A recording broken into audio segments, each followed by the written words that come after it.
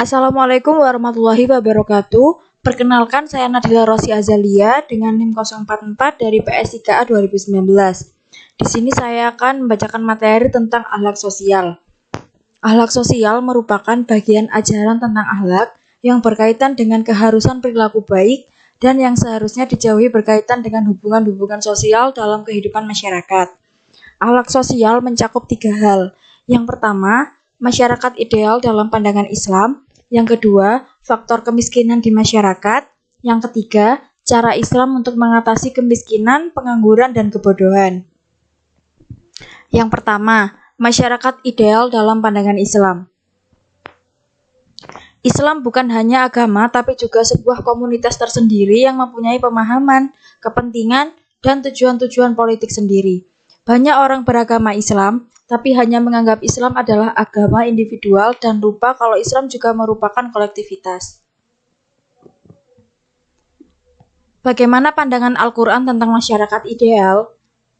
Al-Quran sebagai kitab suci umat Islam, sekalipun tidak memberikan petunjuk langsung tentang suatu bentuk masyarakat yang dicita-citakan di masa mendatang, namun memberikan petunjuk mengenai ciri-ciri dan kualitas suatu masyarakat yang baik. Masyarakat ideal adalah terminologi yang digunakan Al-Quran untuk menegaskan pada suatu komunitas yang tumbuh dan berkembang, pelaksanaan amar ma'ruf seiringan dengan penegakan nahi mungkar.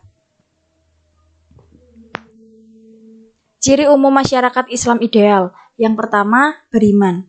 Masyarakat yang ideal menurut Al-Quran adalah sebuah masyarakat yang ditopang oleh keimanan yang kokoh kepada Allah Subhanahu wa Ta'ala. Yang kedua, amar ma'ruf. Kata ma'ruf dalam Al-Quran terulang sebanyak 32 kali dalam setiap kali penyebutan. Maknanya diberi konteks tertentu. Kata ma'ruf kemudian diartikan sebagai sesuatu yang diketahui, yang dikenal, atau yang diakui. Yang ketiga, nahi mungkar. Secara bahasa, mungkar diartikan sebagai segala sesuatu yang dipandang buruk, baik dari norma syariat maupun norma akal yang sehat. Pengertian mungkar lebih luas jangkauan pengertiannya dibanding ungkapan lain yang juga dipakai oleh Al-Quran untuk merujuk perbuatan yang buruk seperti maksiat atau perbuatan maksiat. Ciri khusus masyarakat Islam ideal. Yang pertama, musyawarah.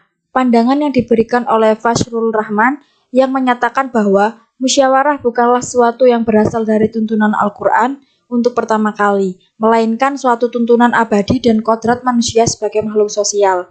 Yang kedua, keadilan.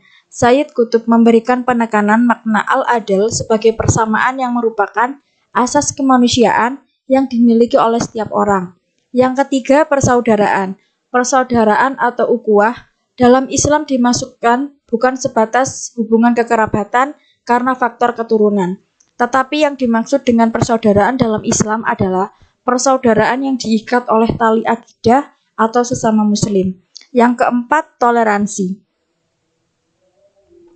Toleransi adalah konsep modern untuk menggambarkan sikap saling menghormati dan saling bekerja sama di antara kelompok-kelompok masyarakat yang berbeda, baik secara etnis, bahasa, budaya, politik maupun agama. Yang kedua, faktor kemiskinan di masyarakat. Yang pertama, pendidikan yang rendah. Keterbatasan pendidikan atau keterampilan yang dimiliki seseorang menyebabkan keterbatasan kemampuan seseorang untuk masuk dalam dunia kerja. Yang kedua, malas bekerja. Adanya sikap malas atau bersikap pasif atau bersandar pada nasib menyebabkan seseorang bersikap acuh tak acuh dan tidak bergairah untuk bekerja. Yang ketiga, keterbatasan sumber alam.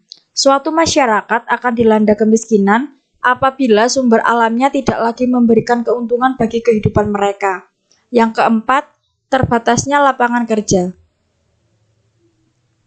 Secara ideal, seseorang harus mampu menciptakan lapangan kerja baru, sedangkan secara faktual, hal tersebut sangat kecil kemungkinannya bagi masyarakat miskin, karena keterbatasan modal dan keterampilan. Yang kelima, keterbatasan modal. Seseorang miskin sebab mereka tidak mempunyai modal untuk melengkapi alat maupun bahan dalam rangka menerapkan keterampilan yang mereka miliki dengan suatu tujuan untuk memperoleh penghasilan. Yang keenam, beban keluarga. Seseorang yang mempunyai anggota keluarga banyak apabila tidak diimbangi dengan usaha peningkatan pendapatan akan menimbulkan kemiskinan. karena semakin banyak anggota keluarga akan semakin meningkat tuntunan atau beban untuk hidup yang harus dipenuhi.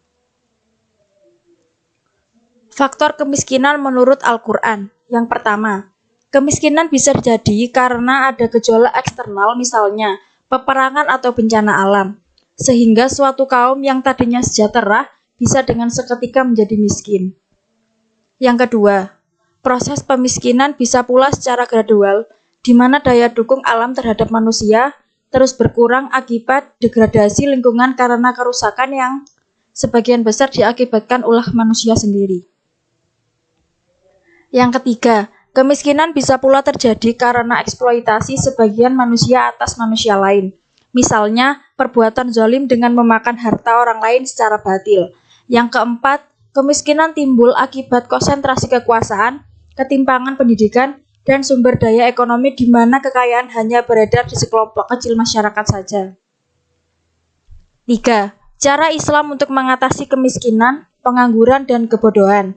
Menurut Yusuf Qaradawi, yang pertama bekerja. Yang kedua, jaminan sanak famili yang berkelapangan. Yang ketiga, zakat. Yang keempat, jaminan baitul mal dengan segala sumbernya. Yang kelima, berbagai kewajiban di luar zakat, sedekah, sukarela, dan kemurahan hati individu.